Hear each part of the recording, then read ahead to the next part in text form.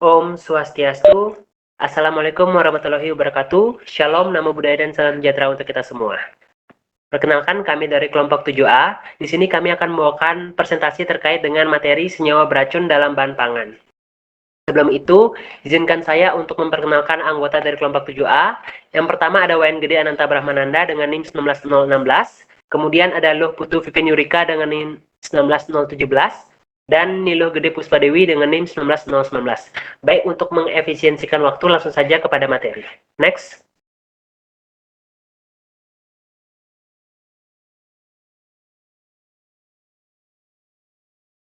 Baik, yang pertama adalah pendahuluan.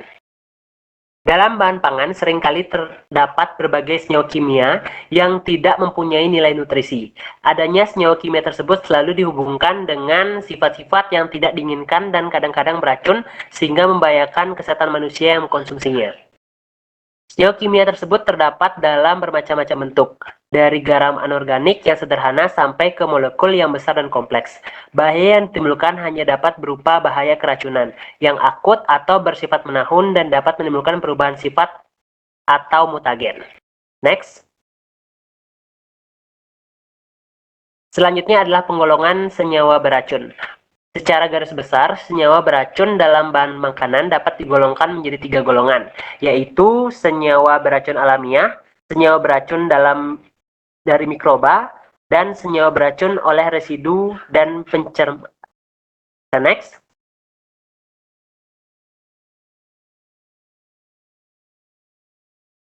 Yang pertama adalah senyawa beracun alamiah.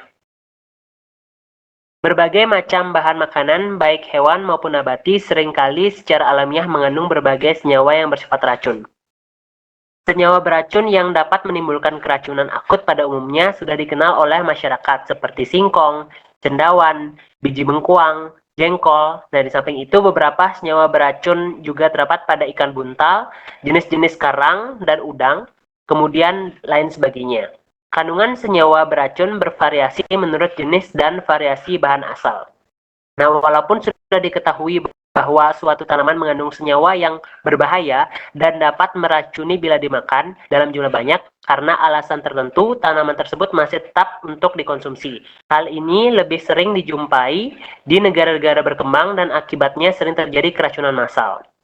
Untuk menanggulangi keadaan tersebut, diperlukan pengetahuan yang cukup mengenai kandungan senyawa-senyawa beracun dalam bahan mentah yang akan digunakan untuk suatu produk baru. Demikian juga diperlukan cara pengolahan yang dapat mengurangi atau menghilangkan senyawa tersebut. Bisa next.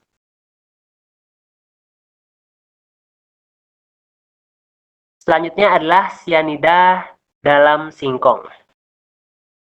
Kandungan sianida dalam singkong sangat bervariasi. Kadar sianida rata-rata dalam singkong manis di bawah 50 mg per kilogram berat asal. Sedangkan pada singkong pahit atau singkong racun di atas 50 mg per kilogram. Menurut FAO, singkong dengan kadar 50 mg per kilogram masih aman untuk dikonsumsi manusia. Pengolahan singkong secara tradisional ternyata dapat mengurangi atau bahkan menghilangkan kandungan racun. Seperti misalnya singkongnya pada saat itu kulitnya dikupas dahulu, kemudian singkongnya dikeringkan, direndam sebelum dimasak, dan difermentasi selama beberapa hari. Bisa di next.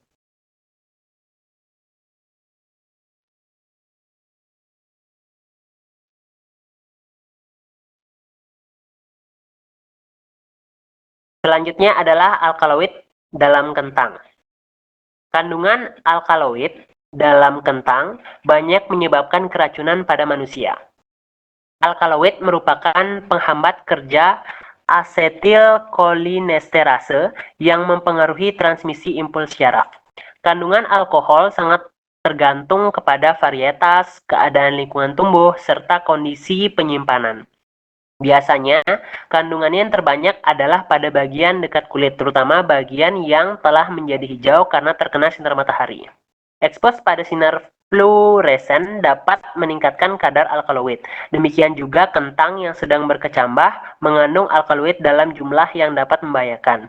Kadar alkaloid dalam kentang yang beracun dapat melebihi 10 kali kadar alkaloid dalam kentang yang tidak beracun, yang biasanya tidak lebih dari 5 mg per 100 gram berat kentang segar. Bisa di next. Selanjutnya adalah alkaloid pyrrolizidina. Alkaloid ini merupakan suatu alkaloid yang beracun dan beberapa di antaranya merupakan senyawa karsinogenik. Pyrrolizidina dikenal sebagai racun bagi hati dan paru-paru. Pada hewan percobaan telah dapat dibuktikan bahwa pyrrolizidina merangsang terjadinya kanker hati. Demikian juga manusia yang terlalu banyak mengkonsumsi alkaloid tersebut dapat meninggal dunia akibat kerusakan hati. Alkaloid ini dicurigai sebagai penyebab terjadinya kematian penduduk yang banyak mengkonsumsi ramuan obat tradisional yang banyak mengandung alkaloid tersebut. Kompre pernah sangat populer di Indonesia sebagai obat kanker, baik dalam bentuk kapsul, pil, atau teh. Kompre juga merupakan satu-satunya tanaman yang telah diketahui mengandung vitamin B12. Sebaliknya, kompre setelah diteliti ternyata mengandung dua jenis alkaloid pyrrolizidina yang dikenal sebagai simfitin dan ekimidin. Konsentrasi ekimidin biasanya hanya sepertiga konsentrasi simfitin. Simfitin yang disuntikan intraperitoneal sebanyak 13 mg per kilogram berat badan pada tikus percobaan pada saat itu menggunakan 20 ekor, ternyata menyebabkan 40% dari tikus percobaan tersebut setelah 650 hari menderita tumor hati. Next.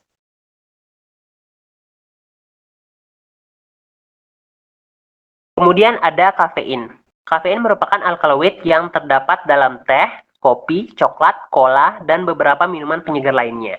Kafein dapat berfungsi sebagai stimulan. Kandungan kafein dalam teh relatif lebih besar daripada yang terdapat dalam kopi, tetapi pemakaian teh dalam minuman juga lebih encer bila dibandingkan dengan kopi. Tidak dapat disangka lagi bahwa minuman penyegar populer karena daya stimulasinya terhadap susunan syaraf pusat. Setiap orang berbeda kepekaannya terhadap kafein. Beberapa kecurigaan terhadap pengaruh kafein terhadap ibu yang sedang mengandung sudah diungkapkan, yaitu dapat menyebabkan kelahiran bayi yang cacat.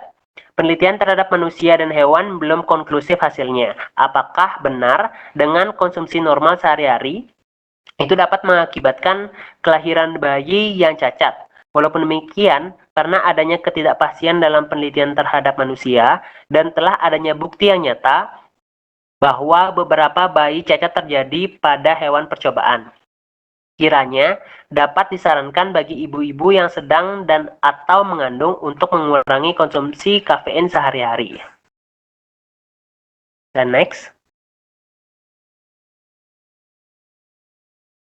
Baik, untuk selanjutnya akan dipresentasikan oleh rekan saya. Baik, terima kasih atas kesempatannya. Sebelumnya perkenalkan saya Vivi Yurika dengan NIM 1917. Selanjutnya, senyawa beracun selanjutnya adalah mimosin atau leukonin. Nah, biasanya senyawa beracun ini bisa kita temukan dalam biji lamtoro atau petai Cina, di mana senyawa ini biasanya dicurigai sebagai penyebab rontoknya rambut, baik itu pada hewan maupun pada manusia. Telah dilaporkan kasus di Sumedang, Jawa Barat, di mana beberapa perempuan mengalami kerontokan setelah rutin mengkonsumsi daun polong muda. Nah, kemudian setelah konsumsi dihentikan dalam jangka waktu tertentu, maka rambut tumbuh kembali. Hal ini membuktikan bahwa dalam biji lamtoro atau petai Cina terdapat mimosin yang dapat menyebabkan kerontokan. Nah, mimosin ini memiliki sifat yang sangat mudah larut dalam air. Apabila kita tetap ingin mengkonsumsinya, sebenarnya terdapat beberapa cara untuk menurunkan atau menghilangkan kandungan mimosin. Namun cara ini belum tentu bisa berhasil, tergantung dari jumlah mimosin pada tanaman tersebut. Untuk itu, terdapat beberapa cara untuk menghilangkan senyawa mimosin. Yang pertama, yaitu dengan merendam biji lamtoro dalam air pada suhu 70 derajat Celcius dalam waktu 24 jam atau pada suhu 100 derajat Celcius pada waktu 4 menit. Nah, cara ini menurut penelitian telah berhasil menurunkan sebanyak 95% kandungan mimosin atau leukonin pada biji lamtoro. Next. Nah, selanjutnya asam jengkolat. Nah, dari namanya sudah bisa dilihat bahwa asam jengkolat ini terdapat pada biji jengkol. Adapun asam jengkolat ini bisa menyebabkan gangguan kesehatan karena nantinya dia akan bisa menyebabkan terbentuknya kristal yang mana dapat menyumbat saluran air seni manusia maupun hewan. Di mana Jumlah asam jengkolat pada biji jengkol ini bervariasi dari 1-2% dari berat bijinya tergantung umur dan varietas dari jengkol tersebut. Asam jengkolat ini memiliki struktur molekul yang menyerupai asam amino, sistein, dan terdapat dalam keadaan bebas, di mana ia memiliki sifat sangat sukar larut dalam air dan kelarutannya dalam asam dan basa pun juga sangat lama. Nah, jadi, asam kristal yang dibentuk dari asam jengkolat ini biasanya juga tergantung pada pH urin. Jadi apabila semakin asam pH urinnya, maka semakin tinggi tingkat kemungkinan asam jengkolat ini akan menyebabkan kristal dalam ginjal atau menyebabkan adanya obstruksi.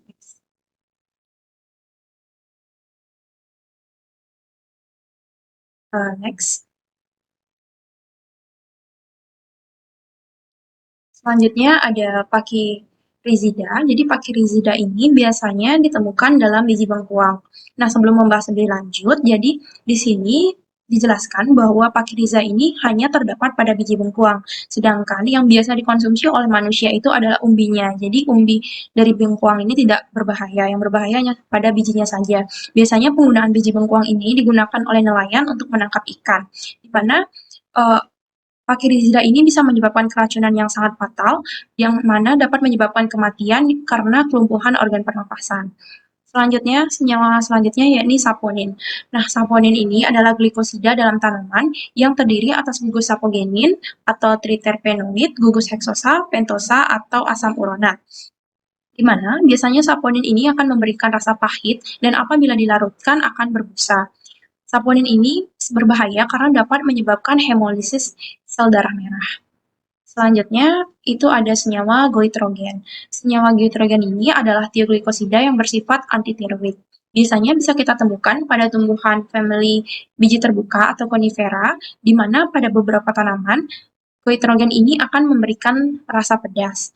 Tioglikosida yang ada pada tanaman akan berikatan dengan enzim yang akan menghidrolisis tioglikosida dan menghasilkan glukosa dan bisulfat. Selanjutnya itu ada gosipol. Nah, gosipol ini bisa ditemukan pada biji kapas, di mana variasinya itu dari 0,4 sampai 1,7%. Pigmen gosipol dan pigmen lain serupa dapat ditemukan pada biji kapas. Senyawa gosipol ini bersifat sangat reaktif dan menyebabkan gejala keracunan baik itu pada hewan percobaan maupun hewan peliharaan. Di mana gosipol ini akan menurunkan nilai nutrisi tepung biji kapas yang merupakan sumber protein hewani. Next. Nah, selanjutnya kita akan membahas mengenai senyawa racun dari mikroba. Sebelum langkah lebih jauh, di sini terdapat dua istilah yang hampir mirip, yakni antara infeksi dan keracunan. Jadi infeksi itu merupakan suatu istilah yang digunakan apabila seseorang telah mengkonsumsi makanan atau minuman yang mengandung bakteri patogen menunjukkan gejala-gejala penyakit. Sedangkan keracunan atau yang disebut juga dengan intoksikasi ini disebabkan karena mengkonsumsi makanan yang mengandung senyawa beracun yang diproduksi oleh mikroba, baik itu bakteri maupun kapal.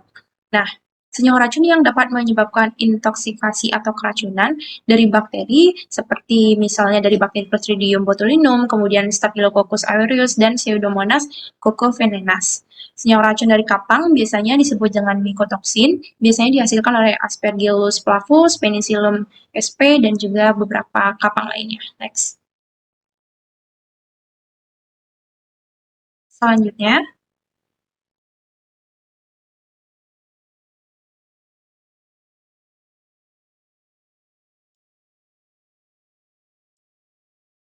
nah bakteri pertama yaitu ada Clostridium botulinum.